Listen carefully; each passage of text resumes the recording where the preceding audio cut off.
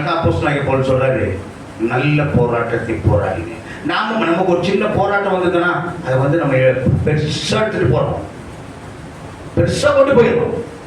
ஒருத்தர் பேசி பேசி பேசி அதை பெருசாக்கணும். ஆனா இந்த பக்கம் இருக்கிற அதை விடுவிக்கிற இயேசு நோக்கி நாம பார்க்கறது இல்லை. இந்த பக்கம் இருக்கிற இயேசு நோக்கி நம்ம பார்த்து இதை கீழே கொண்டு போயிட்டோம்னா, இயேசு மேல கொண்டு போனோம்னா இயேசு அப்படியே அழித்து போடுவார். இயேசு பெருசாகணும், பிரச்சனையை சின்னதாகணும். நாம பிரச்சனையை பெருசாக்கணும். சின்ன விஷயம் பிசாசு சின்ன விஷயத்தை கூட பெருசாக்கி விட்டுருவான். ஜீவ விருட்சத்தின் கனியை புசிக்கணும். இன்றைக்கு நீங்கள் மரித்தாலும் பாரடைஸ்ல என்னோடு கூட ஜீவனோடு கூட இருப்பீர்கள் என்று சொல்லி கல்லனுக்கு சொன்ன அதே ஆண்டவராகிய இயேசு கிறிஸ்து அங்கே ஆதாமுக்கும் ஏவாளுக்கும் சொல்லுகிறார். ஏசாயா 53:5,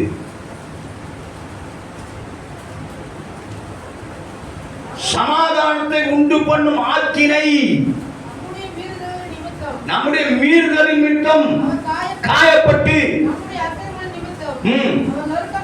நொறுக்கப்பட்டார். நமக்கு சமாதானத்தை உண்டு பண்ணும் ஆக்கினை அவர் மேல் வந்தது. நமக்கு சமாதானத்தை கொடுக்கும்படியாக, ஒருவரை ஒருவர் சமாதானம் பண்ணிக் கொள்வதற்காக இந்த உலகத்திலே மெய்யான சமாதானத்தை ஆண்டவராகிய இயேசு கிறிஸ்து வைத்து போயிருக்கிறார் இல்லையா? அதனால்தான் இயேசு நல்லவர். சமாதானத்தை கொடுக்கிற இயேசு நல்லவர். சமாதானத்தை வைத்து போயிருக்கிறார். சமாதானத்தை வைத்து போயிருக்கிறார். பிரியமானவர்களே, தேவனாகிய கர்த்தர் சமாதானத்தை வைத்து போகிறார். தூக்கி சுமக்கும் தோளினிலே சிலுவை சுமந்ததேன், என்னை தூக்கி சுமக்கும் தோளினிலே சிலுவை சுமந்ததே, என்னை தேடி வந்ததே, என்னை நாடி வந்ததே. தூக்கி சுமக்கும் தோளினிலே சிலுவை சுமந்ததே, என்னை தூக்கி சுமக்கும் தோளினிலே சிலுவை சுமந்ததே. பாவபாரம் என்னில் நீங்க பரம வந்ததே, பாவபாரம் என்னில் நீங்க பரம வந்ததே, என்னை நீக்க வந்ததே, கரை நீக்க வந்ததே, வினை தீர்க்க வந்ததே. தூக்கி சுமக்கும் தோளினிலே சிலுவை சுமந்ததே, என்னை தூக்கி சுமக்கும் தோளினிலே சிலுவை சுமந்ததே. இன்றைக்கு என்னோடு கூட பரதேசில் இருப்பார். அந்த பாரடைஸ்க்கு நம்ம தகுதி உள்ளவர்களாம் ஜீவிக்கிறோமா? சற்று சிந்திப்போம். அந்த பாரடைஸ்ல இன்றைக்கு நமக்கு மரணம் வரும் என்று சொன்னால், அந்த பாரடைஸ்லே, அந்த பரதீசிலே தேவன் இளைப்பாறுதல் இடத்திலே நாம போய் தங்கும்படியாக நாம எப்படி இருக்கிறோம்? நாம எங்க இருக்கிறோம்?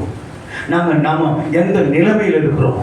பிரியமானவர்களே, வேதம் வாசித்து வேதத்தை தியானித்து கர்த்தருக்குள்ள வழி காட்டுகிற வழிகளில் நிச்சயமாய் நம்ம நடப்போம் என்று சொன்னால் அந்த பாரடைஸ் நம் பாரடைஸ் தான்.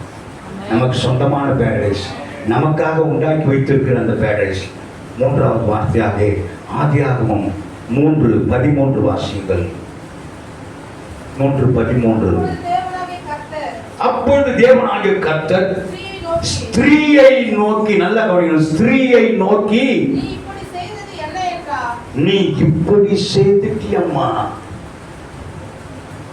பிசாசால வஞ்சிக்கப்பட்டுட்டியே, நீ இப்படி செய்துட்டியே, என்ன ஆச்சு உனக்கு? என்ன ஆச்சு? இப்படி பண்ணிட்டியே. உலக பிரமாணம் சொல்லுவாங்க, நான் எப்படி இருந்தேன் இப்படி ஆயிட்டேன் இல்லையா? எப்படி இருந்தாங்க இவங்க, இப்படி ஆயிட்டாங்களே. இப்படி செய்துட்டியே, ஏன் உனக்கு இந்த நிலைமை வந்துச்சு? சிலுவையில் ஆண்டவராகிய இயேசு கிறிஸ்து அங்க ஒரு ஸ்திரியை கூப்பிடுகிறார். 19, 26, 27 ஆண்டவராகிய இயேசு கிறிஸ்து சிலுவையிலே யோவான் எழுதின சுவிசேஷம் 19ஆம் அதிகாரம் 26, 27 வாசிப்போம். இயேசு தம்முடைய தாயையும் அருகே நின்ற தமக்கு அன்பாயிருந்த சீஷனையும் பார்த்து தம்முடைய தாயை நோக்கி ஸ்திரியே அதோ உன் மகன் என்றார். பின்பு அந்த சீஷனை நோக்கி அதோ உன் தாய் என்றார். அந்நேரம் முதல் அந்த சீஷன் அவளை தன்னிடமாய் ஏற்றுக்கொண்டான். அங்க பாருங்க, அங்க பார்த்து ஸ்திரியே, பழைய பாட்டுல ஸ்திரியே உனக்கு என்ன நடந்தது? ஏன் இப்படி ஆயிட்ட? ஏன் பிசாசினால் வஞ்சிக்கப்பட்ட? இங்க பாருங்க, அதே ஸ்திரியே அதோ உன் மகன். உனக்கு பாதுகாப்பாக உன்னை அரவணைக்கக்கூடிய, நான் இந்த உலகத்துக்கு சொந்தக்காரன் இல்லம்மா, தாயேன்னு கூப்பிடல, ஸ்திரியே. நான் இந்த உலகத்துக்கு சொந்தக்காரன் இல்லை, நான் பரலோகத்துக்கு சொந்தக்காரன். இதோ உன் மகன், அதோ உன் மகன் இல்லையா? அதோ உன் மகன். பிரியமானவர்களே, அவர் சொல்லுகிறார் அதோ உன் தாய். யோவானை பார்த்து சொல்கிறார் அதோ உன் தாய், அதோ உன் மகன் என்று சொல்லி அப்படியாக சொல்கிறதை நாம் பார்க்கிறோம். பிரியமானவர்களே, தேவனாகிய கர்த்தர் குற்றம் புரிந்து அந்த கல்லனை பார்த்து பாரடைஸ் இருப்பேன்னு சொல்லிட்டாரு. ஸ்திரியை பார்த்து அவளுக்கு அரவணைப்பை கொடுத்துட்டாரு, ஒரு பாதுகாப்பை கொடுத்துட்டாரு. இந்த உலகத்தில் நான் இருக்க போறதில்லை, நான் மறிக்க போறேன். ஸ்திரியே, அங்க கேட்கிறாரு, ஸ்திரியே ஏன் இப்படி நடந்துக்கிட்டேன்? இனி அது மாதிரி நடந்துக்காத. உனக்காக ஆண்டவராகிய இயேசு கிறிஸ்து சொந்த குமாரனை உலகத்திற்கு அனுப்பி வைக்க போகிறேன் என்று. சொந்த குமாரன், என்னுடைய நேச குமாரன். நானும் என் குமாரன் இதுவரைக்கும் பிரிந்ததே இல்லை. ஈன்றெடுத்த அன்னை துடிக்க கண்டு இதயத்திலே பாச உணர்வு கொண்டு, ஈன்றெடுத்த அன்னை துடிக்க கண்டு உன் இதயத்திலே பாச உணர்வு கொண்டு, ஸ்ரீயே அதோ உன் மகன் என்று, ஸ்ரீயே அதோ உன் மகன் என்று, பாசத்தால் மலர்ந்த பராமரிப்பு, தாய் பாசத்தால் மலர்ந்த பராமரிப்பு. கல்வாரி என்னும் தோட்டத்திலே என் கர்த்தர் தொங்கும் மரத்தினிலே 7 பூக்கள் பூத்ததையா, அது ஜீவ பூக்கள் ஆனதையா, அது ஜீவ பூக்கள் ஆனதையா. கல்வாரி என்னும் தோட்டத்திலே என் கர்த்தர் தொங்கும் மரத்தினிலே. 4வது வார்த்தையா பிரியமானவர்களே, ஆதியாகமம் 3:14-15. 3ஆம் அதிகாரம் ஆதியாகமம் 14-15. கர்த்தர் சர்ப்பத்தை பார்த்து நீ இதை செய்தபடியால் சகல நாட்டு மிருகங்களில் சகல காட்டு மிருகங்களில்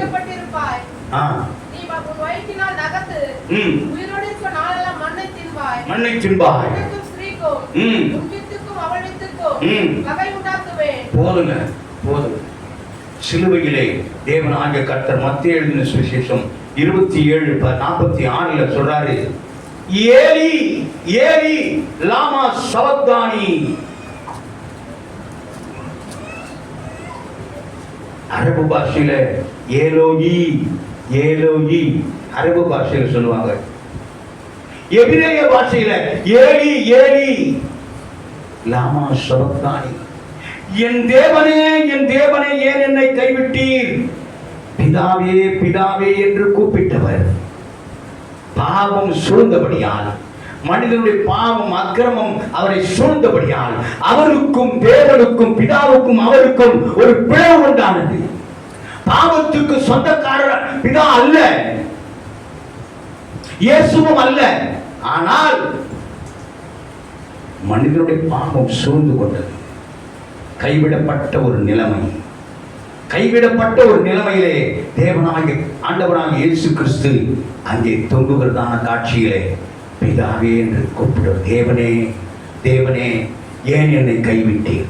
ஏன்பா என்னை கைவிட்டுட்டீங்க?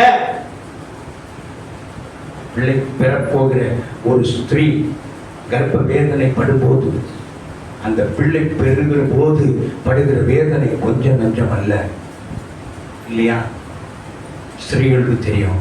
அந்த நரக வேதனை, செத்து போயிடலாமான் இருக்கும். ஆனால் பிள்ளையை பெற்றெடுத்த உடனே, அந்த பிள்ளை முகத்தை பார்த்த உடனே, நான் வாழ வேண்டும், நான் வாழ வேண்டும், என் பிள்ளைக்காக நான் வாழ வேண்டும்.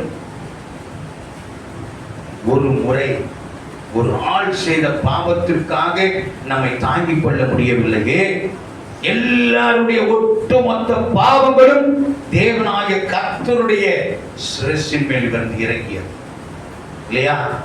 அப்ப தேவன் எப்படிங்க தாங்கிக்குவாரு? தாங்க முடியாது.